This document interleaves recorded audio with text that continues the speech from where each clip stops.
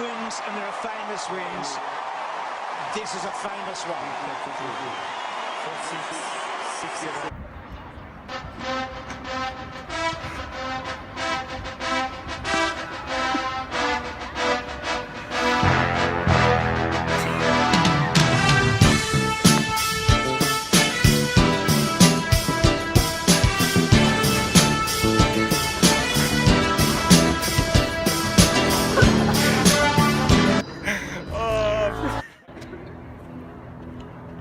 Ladies and gentlemen, I'm Cameron, aka Tomik, and we'll be teaching you guys the infamous tennis serve.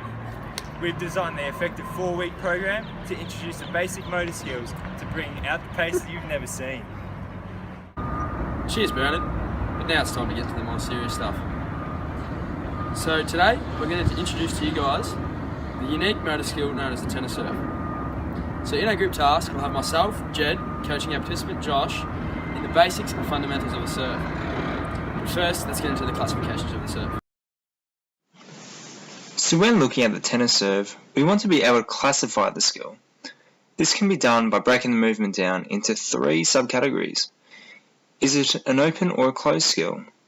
Is it serial or discrete? And is it a final gross movement? The tennis serve is a closed skill, where the performer initiates the movement, as the object, the ball in this case, does not change whilst performing the action. The serve is a discrete skill, a skill that has a distinct start and finish to the movement. Lastly, it is a gross movement, meaning that many of the major muscle groups are activated and involved to produce the action, such as the arms and legs when performing the serve. Even though the tennis serve seems like an easy skill to perform due to its closed and gross movement nature, it is slightly complex. So when teaching a novice athlete, it's best to split the serve up into 6 separate components. The components will include the following: the racket grip, the feet stance, the ball toss, the racket swing, the ball contact, and finally the follow through. Let's have a look at the stages of learning. A fellow named Paul Fitz created the 3 stages of learning. Stage 1, the cognitive stage, novice. Stage 2, the associative stage, intermediate. And stage 3, the autonomous stage, advanced. The cognitive stage is where the learner begins to understand the general nature of the skill. This can be done in a variety of ways, such as observation of other peers and or professionals, through verbal feedback from a coach, or simply by performing the action a lot. This enables the learner to discover intrinsic sensory feedback and developing the form and forces required to execute the skill correctly. This stage involves plenty of movement and performance errors, and that's okay. Practice makes progress, right? Then we have the associative stage, where the learner begins to adopt and even modify the movement to suit the efficiency and effectiveness of the serve to the individual. However, decent attention levels are still required to continue performing the skill. The last stage is the autonomous stage. At this stage, execution of the skill becomes greatly consistent, with minimal errors with each performance of the action. It's at this point the learner is able to direct their attention away from the skill itself, such as identifying the direction of the wind as you perform the skill, or identifying where you want the ball to hit in the opponent's serve box. Minor changes can be made to the skill if required, with or without assistance. However, at this stage, learning becomes increasingly difficult. Now, let's begin coaching through the components of the serve. So first up, let's look at racket grip. It is important for the athlete that they hold the racket handle in a side-on grip just above the bottom lip on the handle, as shown in the image. By holding the racket like this, it will prevent any wrist injuries to the player while also maximising the power and speed from the racket. The verbal cues to be used to the player are side-on grip. The next component is foot stance. So before the player throws the ball and makes contact, it's important that they are standing in a forward position and facing their target.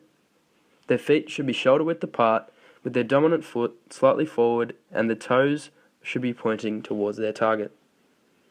The verbal cues to be used here are shoulder width apart and point to your target. Next, we have ball toss. So being one of the most important components of the serve, the ball toss is one that should be focused on separately in the novice stage. The ball should be held in an underarm grip in the non-dominant hand. The ball should be thrown just slightly in front of the player to allow forward movement, and the height of the throw should be just above racket height at full stretch. However, each athlete may prefer to throw the ball slightly higher or lower. It may depend on their swing. So it might be worth trying different heights in later stages of learning. And next, we'll look at the racket swing.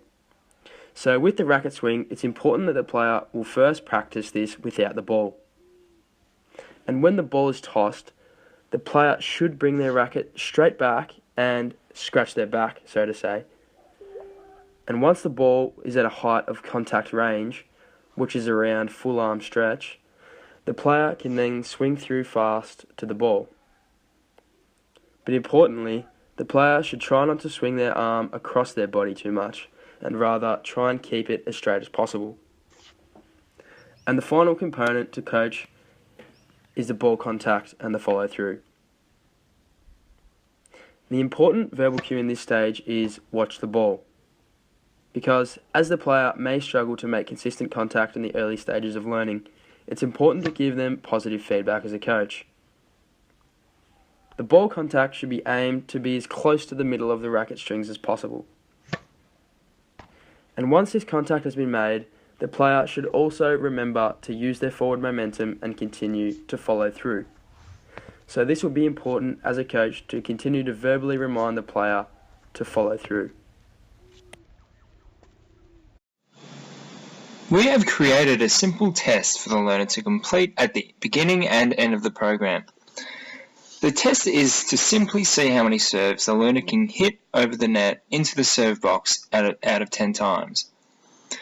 The test is designed to see if progression and learning has occurred. We hope the learner is able to get more serves in at the end of the program.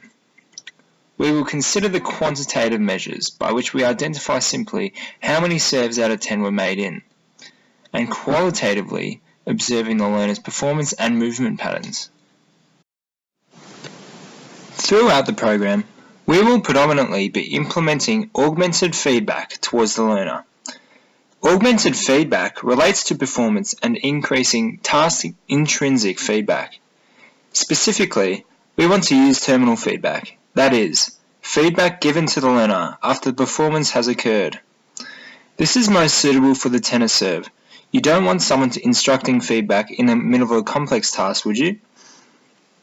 It will benefit the learner that we include a mix of knowledge of results and knowledge of performance. Knowledge of results refers to the verbal understanding about the outcome of performance.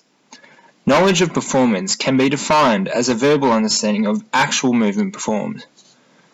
For a learner that doesn't play tennis, the first 2 weeks will be considered in the cognitive stages of progression. After some time entering into the 3rd week, the learner will become more associative, becoming more adjusted to movement patterns. By the end of the 4-week program, the learner may continue to remain in the associative stage or enter the autonomous stage of progression.